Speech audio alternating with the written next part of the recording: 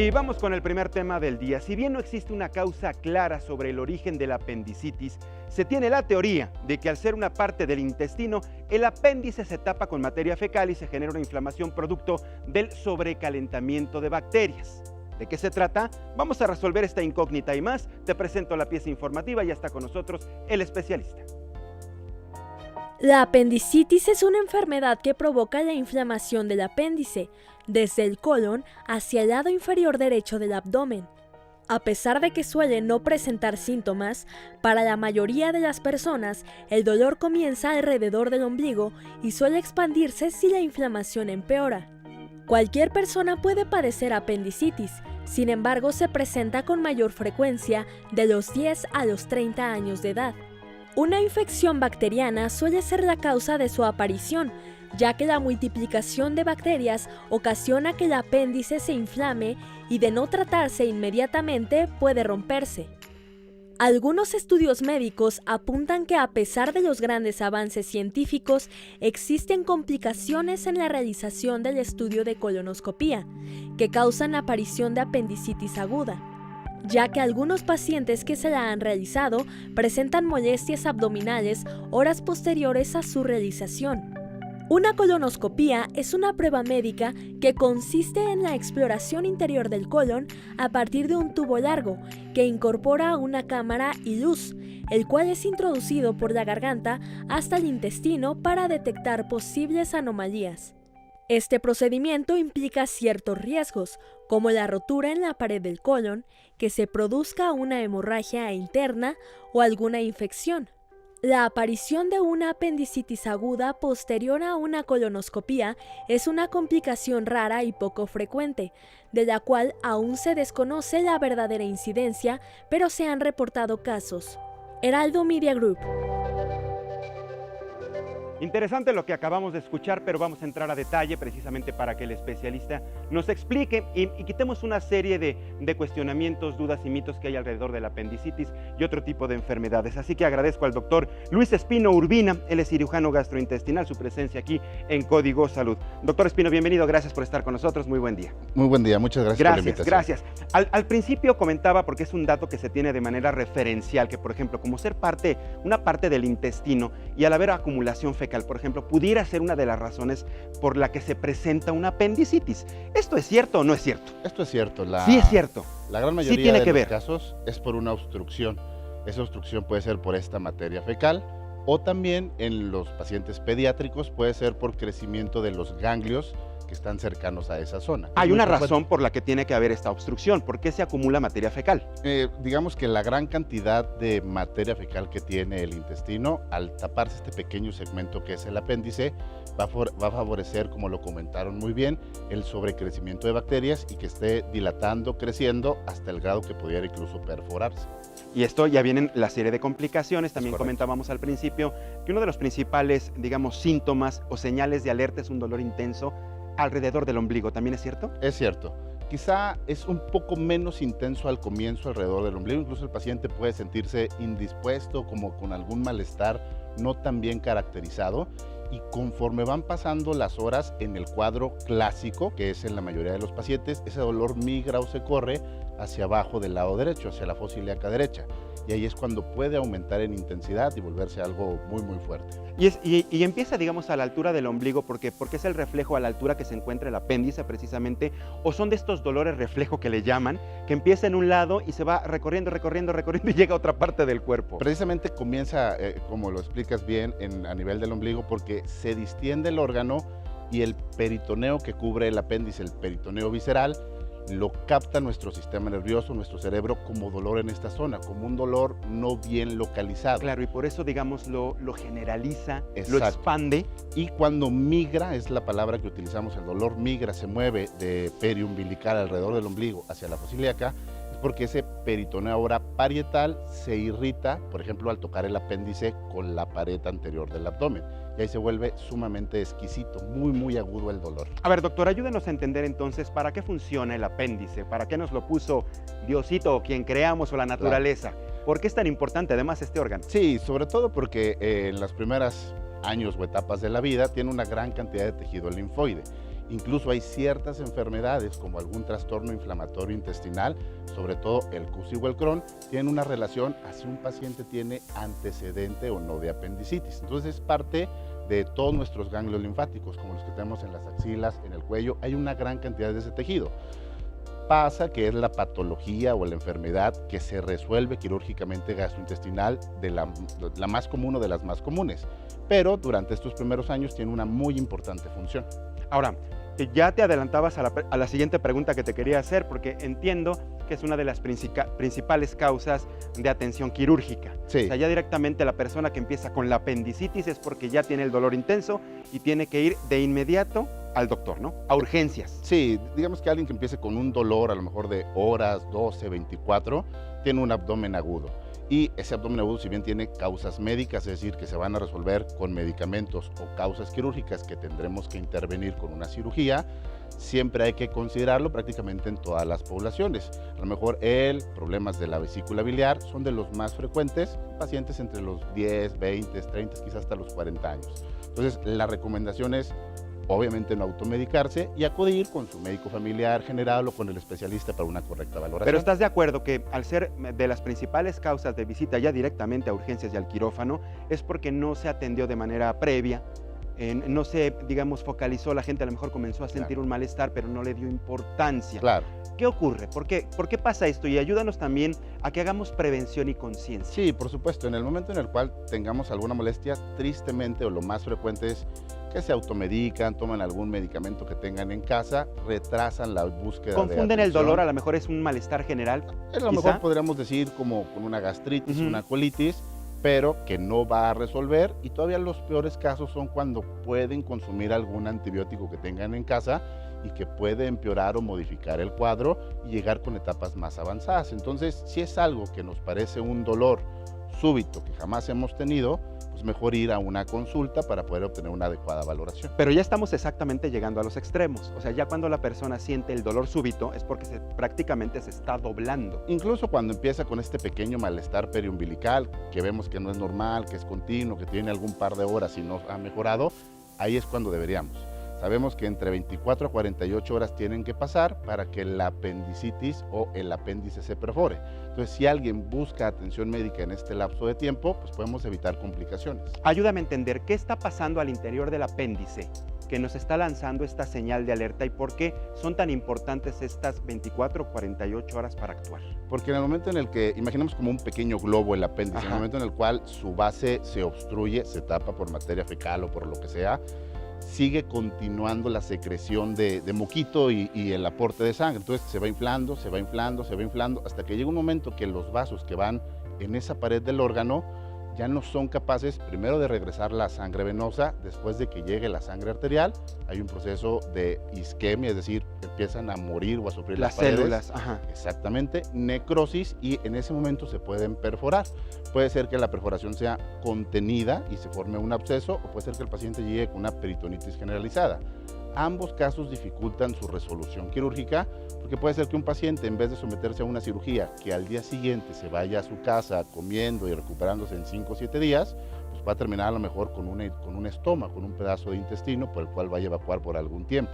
Entonces, consumir algún medicamento que no nos lo está prescribiendo nuestro médico, ya sea familiar, general o algún especialista, nos puede llevar incluso a esos extremos. No, la automedicación definitivamente es terrible, es pésima y nada recomendada. Nada recomendable. La experiencia que tú tienes, Espino, doctor, ¿qué es lo que generalmente ocurre? La mayoría ya llega con una peritonitis, que es, digamos, es una de las causas a raíz de la apendicitis. La gran mayoría llega relativamente tarde, pero afortunadamente tenemos muy buena experiencia, la gran mayoría de los cirujanos, para aún así poder resolver esto con mínima invasión si se tiene, es decir, con cirugías de 2, 3 incisiones, una cámara, y es raro que en manos de alguien con la experiencia terminemos en estos últimos casos pues, más extremos que te comento de una ileostomía.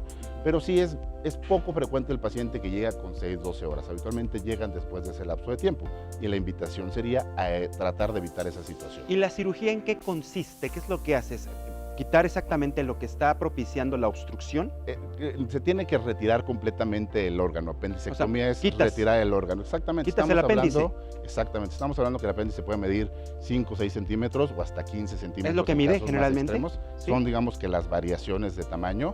Entonces, el apéndice sale de la base de algo que llamamos el ciego. Entonces, se tiene que preservar ese ciego. Ese ciego es la parte inicial de nuestro colon. Se secciona ese apéndice a través de algún instrumento, sutura, engrapadora, algún dispositivo especial, previamente haber seccionado sus vasos sanguíneos, y estamos obteniendo una pieza a lo mejor de unos 7, 8 centímetros. Con eso se resuelve todo el problema en la gran mayoría de los pacientes. Si hubiera ahí ya alguna perforación, un absceso, hay que limpiar, a veces hay que drenar, habría que dar los antibióticos adecuados a la etapa de esta apendicitis. Si es un caso perforado, antibióticos un poquito más de tiempo, y en la gran mayoría de los casos el paciente al día siguiente puede tener una dieta líquida, si tiene un buen control del dolor, irse en pocas horas o en pocos días a su casa. Si bien es cierto que existen evidencia o ciertos protocolos de usos de antibióticos para tratar de controlar, como el 25% pueden fallar, como el 25% puede recurrir otra vez el cuadro de apendicitis, actualmente solo se recomienda el tratamiento quirúrgico para todos los pacientes que tengan la enfermedad. Que tengan la enfermedad. Entonces, al haber, digamos, un retiro de este órgano, ¿qué lo sustituye o qué ocurre con el organismo? Porque por ahí también estaba el clásico comentario, ¿no? Claro. Tenemos el apéndice, no sé por qué lo tenemos ahí, si a la mera hora quizá nos lo retiren, Claro. como para qué lo teníamos y nos va a causar lata o molestia. Realmente posterior a la resección, a la apendicectomía, no hay ningún cambio ni en el metabolismo, Ajá. ni en la digestión, Ni la ni en persona va a ser absorción. gorda, ni más delgada, Para nada. nada. Para nada. Lo único que es, jamás en la vida va a volver a tener apendicitis si se cumplen ciertos Claro. preceptos Hay que quirúrgicos. seguir exactamente ciertas normas y modificar ciertos aspectos en la vida el paciente, si no, porque volvemos a lo mismo, no se trata de magia, no cambian las cosas de la noche a la mañana. Es correcto. O a lo mejor sí, pero porque tenemos como pacientes meterle durísimo y cambiar ciertos hábitos para corregir ciertas cosas. Y cumplen estas indicaciones. Exactamente. ¿Cuáles serían las indicaciones en el caso de los pacientes que les retiras el apéndice? La gran mayoría es que tengan una dieta adecuada, equilibrada, fraccionada, 4 o 5 tomas, con una buena cantidad de fibra, con una muy buena cantidad de agua y sobre todo actividad física.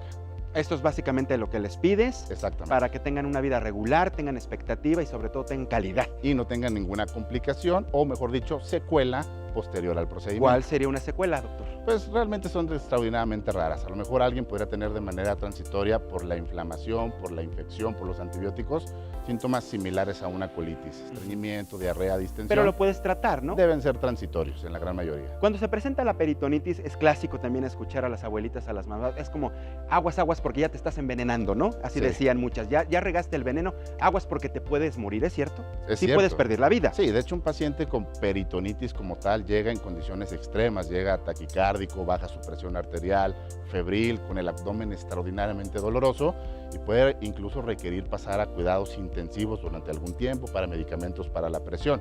Una peritonitis puede, de un procedimiento muy benigno, con muy baja mortalidad, con muy bajas tasas de complicaciones, elevarlo de manera significativa. Por eso la invitación es acudir rápido a valoración. La gran mayoría de los médicos, mejor dicho, todos los médicos, podríamos por lo menos sospecharlo. Ante la sospecha, podríamos referir al especialista correspondiente pues, para establecer el diagnóstico de certeza y con los compañeros quirúrgicos para poderlo resolver. Así es. Y lo puede presentar lo mismo un paciente joven quizá, Claro. un niño también puede Sí, presentar una sí, por peritonitis. supuesto. Bueno, en este caso una apendicitis. Sí, por supuesto. Después a lo mejor de 4 o 5 años es muy frecuente esta situación. Vuelve a tener una gran incidencia alrededor de la segunda, tercera, cuarta década de vida. Baja un poco y quizás es menos frecuente en nuestros pacientes adultos mayores, pero también es una de las causas más frecuentes de abdomen agudo quirúrgico. Entonces, dificulta un poco el diagnóstico en los dos extremos de la vida. Obviamente un paciente, a lo mejor neonato o infante, va a ser difícil la clínica. Definitivamente tendríamos que acudir con el pediatra. Y en nuestros pacientes adultos mayores también los cuadros pueden ser abigarrados. Por eso es muy importante que cualquier malestar no lo minimicemos. Oye, doctor, entonces, si estás hablando, por ejemplo, de adultos mayores, es porque se puede presentar a cualquier edad. A cualquier edad. básicamente.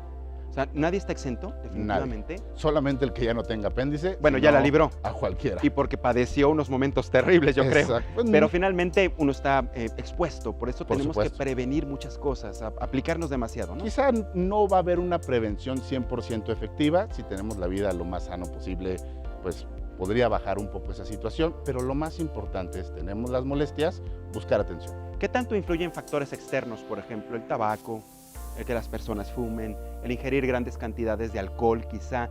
Y creo que, bueno, sobra decirlo, el sedentarismo yo creo que influye también. Quizá la situación del sedentarismo y algunas otras cuestiones como tabaco y alcohol podría repercutir un poco en las características de las evacuaciones, pero que alguien sea estreñido, tenga diarrea o evacúe normal, no va a cambiar ese mecanismo o esa frecuencia de la obstrucción. Definitivamente mejorar o regular, evitar el consumo de tabaco, bajar lo más que podamos el consumo de alcohol para una vida sana. Eso le va a beneficiar en muchas otras situaciones. Por ejemplo, que al momento de someterse a una cirugía no tenga los riesgos asociados a esos dos factores. Exactamente. Ahora, me comentabas que básicamente son contados los casos que tienen algún efecto secundario una vez que les retiras el apéndice y ya tienen que volver a hacer cambios en su vida cotidiana, ¿no? ¿Tiene alguna afectación o hay personas que, por ejemplo, empiezan a padecer después de esto otros malestares estomacales, gastrointestinales, o eso ya va a depender de su vida, de cómo cada quien haga de su vida exactamente algo distinto? Hay una relación epidemiológica entre haber sido sometido a apendicectomía y como factor protector y factor de riesgo para una enfermedad muy específica que se llama Crohn o para enfermedad inflamatoria intestinal que se llama CUSI. Pero fuera de esas situaciones, la función de digestión, de absorción que lleva a cabo nuestro tubo gastrointestinal es íntegra si alguien tiene o no apéndice. Ya. Mencionaste estas últimas dos. Pues de una vez explícanoslas. Sí, digamos que la forma más fácil de explicarla sería como en la artritis, las articulaciones de un paciente son reconocidas como no propias y las ataca nuestro sistema inmune. En la enfermedad inflamatoria intestinal pasa algo similar. Nuestro intestino se inflama a lo mejor por alguna diarrea, por algún parásito, por alguna bacteria, y esa respuesta para controlar esa infección o esa inflamación se descontrola. Entonces, en el primer caso, la enfermedad de Crohn, puede haber afección desde la boca hasta el ano. Ya. En el CUSI o colitis ulcerativa puede haber afección única y exclusivamente en el recto y en el colon. Entonces, es una enfermedad autoinmunitaria, autoinmune, que puede dar una serie de síntomas como diarrea, como dolor, como ¿Y es muy común, sangrado. doctor? ¿Son comunes estas dos? Es relativamente rara, pero como las pensamos con mayor frecuencia, la población médica las busca con mayor intención, no es raro encontrar pacientes. Como tal, la raza, nosotros como mexicanos, tendríamos una menor frecuencia de afectación, pero cada vez vemos casos un poco más frecuentes. Pues entonces hay que cuidar definitivamente nuestra alimentación, nos queda absolutamente claro para Siempre. prevenir. Ahí sí podemos prevenir una serie de complicaciones, ¿estamos de acuerdo? Siempre, de todo. Completamente. Pues muchísimas gracias al doctor Luis Espino Urbina, cirujano Gracias. gastrointestinal. Luis, bienvenido a tu casa, El Heraldo Televisión, Código Salud. No te levantes, muchísimas gracias por Muchas haber estado gracias. con nosotros. Importante las recomendaciones del doctor para que tomemos nota y no nos enfermemos.